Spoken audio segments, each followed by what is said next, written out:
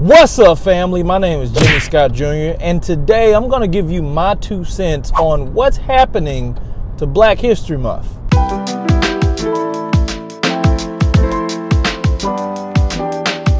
So as many of you are aware, we are now in the month of February, which constitutes Black History Month.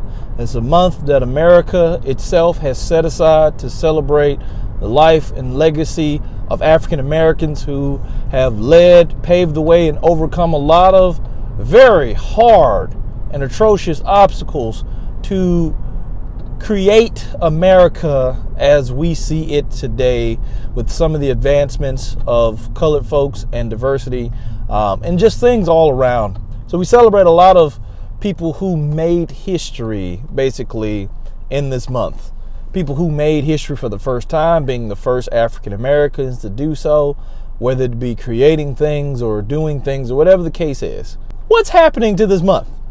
So, I've talked to quite a few people over the last course of years, and a lot of people, they don't really want a Black History Month. Not the fact that we're not grateful for what people have done, but a lot of people see Black History Month as a month that kind of demeans the rest of the year of what black folk have done over the course of time for America through the year.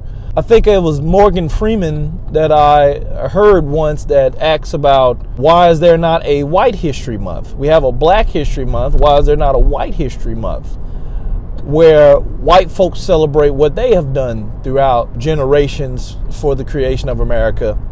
And I think his reasoning is that they celebrate their history all throughout the year, not just one month to celebrate their history. I'm not saying you are one of those people, but I've talked to a lot of people that said that they would rather not have a Black History Month because they celebrate Black history at all times. There's Black history at all times. There's Black history everywhere. Now, what I have noticed and what I see is that our history is not being remembered, or our history is not being celebrated.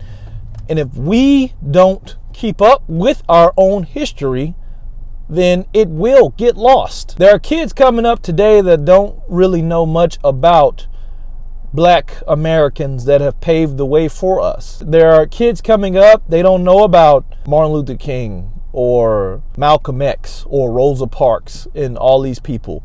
And these are just the mainstream people.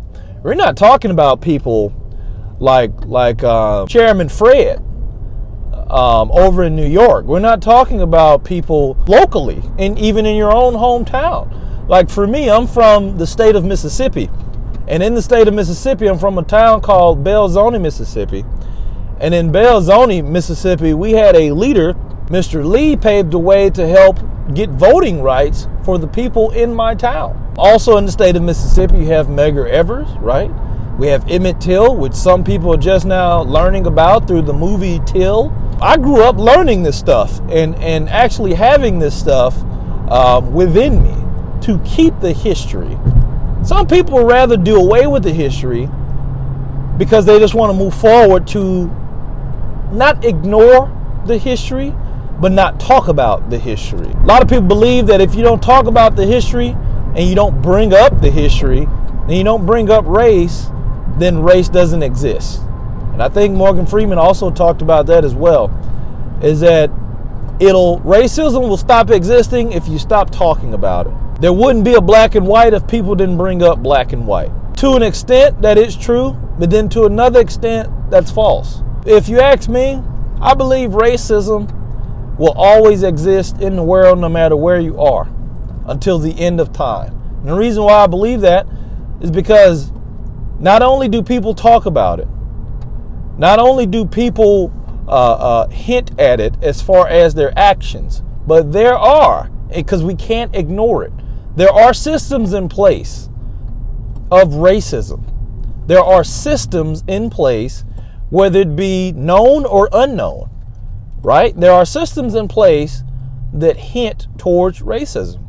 And the only thing about these systems is that they have changed faces. That's the only thing about these systems. And I'm not just talking about racism against black folks. I'm talking racism against all races, with the correlation of their skin color. Some people, they don't want a Black history because they don't want to keep talking about it. They don't want to keep bringing up race. Some people don't want a Black history because we celebrate history throughout the whole year, not just in the month of February. Some people don't want a Black history because they themselves are making history and they want to be a part of history as far as what we are doing and the advancement that we are making today. So here's my 2 cents on it about Black History Month. I agree. We celebrate Black history at all times, and we should celebrate Black history at all times.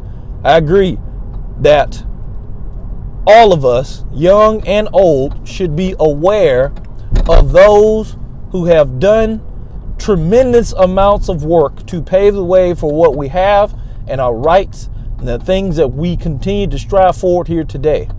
I agree on that we should be doing those things. What I also understand is that our Black history is not dependent upon a month, but it's dependent upon the person. It's dependent upon the household, the parents who should be teaching the kids of their history, who should be teaching the kids of their grandmothers and their grandfathers and their great-great-grandmothers and their great-great-grandfathers about what they have done in history locally. See, we don't put a lot of attention on local history. We only put attention on people who have done things on a national level.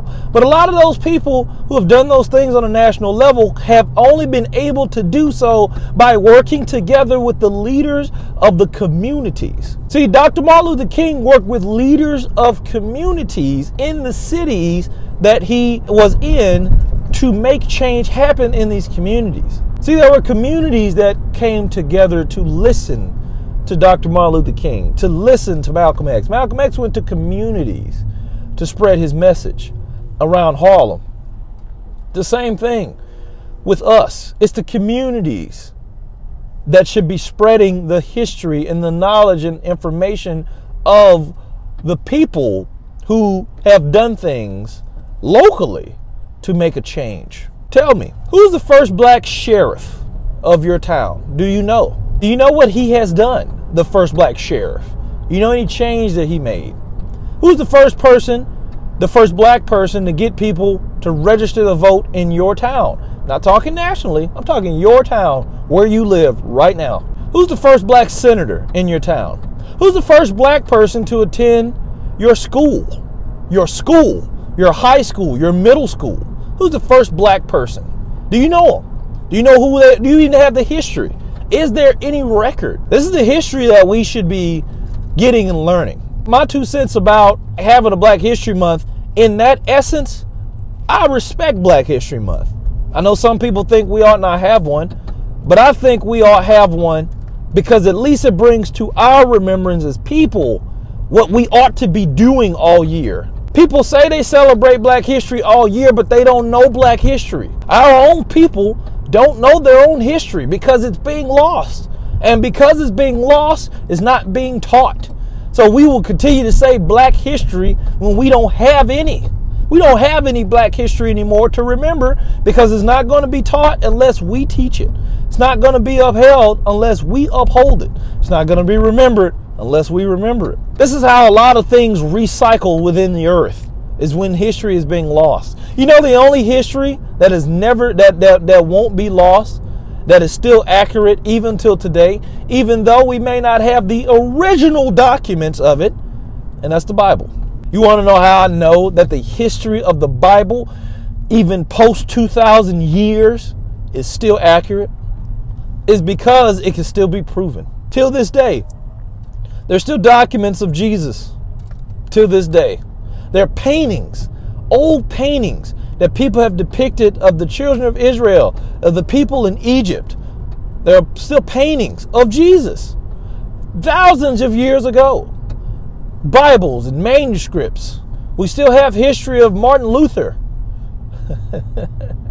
Still have documents of these people. Roman Catholicism. We still have documents. So it can still be proven.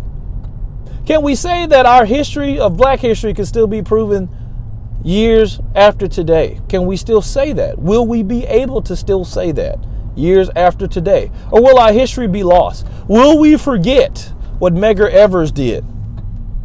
John Lewis. Will we forget what John Lewis did? Will it still be passed down? Will we forget those things? Will it still be passed down? J.D. Roseman. Will we forget? Back in Belzoni, Mississippi. See, I grew up learning of this history, and we're still making history. There's still history being made today. First black astronauts. Can you tell me? And I'm not saying I'm perfect in my black history knowledge. I'm not saying that I know all of this knowledge. But what I'm saying is it's important for us to pay homage to what these folks have done so that we remember and know what we must do. And we know what we have to do in order to continue to finish what they have started. I heard a quote, it's not about how you start, but it's about how you finish. And I think that quote comes from Ray Lewis. It's not about how you start, it's about how you finish. A lot of people have started the race for us. They've started the journey towards change and progress. They've started the journey for us for independency and growth. A lot of people now are starting to see entrepreneurship as a way of financial freedom in the black community, to build themselves up in entrepreneurship of ownership and owning things, owning land, owning products, creating the same way our ancestors started. Madam C.J. Walker creating things and owning things, becoming millionaires. Black Wall Street, right? We're starting to see a rise to some of those things. But it was only because we've seen it before is why we're able to see ourselves doing it now. Had we not remembered Tulsa, Oklahoma, would we be able to recreate even better than what Tulsa, Oklahoma was? With the Black House that Jay Morrison has done, would we be able to do those things if we had not had the way paid for us once before? But what happens if we don't remember it? Again, hey, all to you if you feel that we don't need a Black History Month anymore. But if you're going to say a lot of these statements to remove a time where most of us have gathered together that America has set aside for us to commemorate, and your belief is that we ought to be doing this every day, every month, remembering our Black history, then what are you doing to teach our children? What are you doing to pave the way for the next generation so that our Black history can live on outside of just the month of February? But what's happening in Black History Month? To me, it's fading away. And I wouldn't be surprised if they remove the holiday altogether from the month of February, just because there's going to be enough uproar from the black community to remove the month. I appreciate you for tuning in. If you like this type of content, feel free to subscribe to the channel so that you can get more content like this. And be sure to leave me a comment down in the comment section and let me know your thoughts. Should we still have a Black History Month in the month of February? I appreciate you for tuning in, and I'll talk to you next time.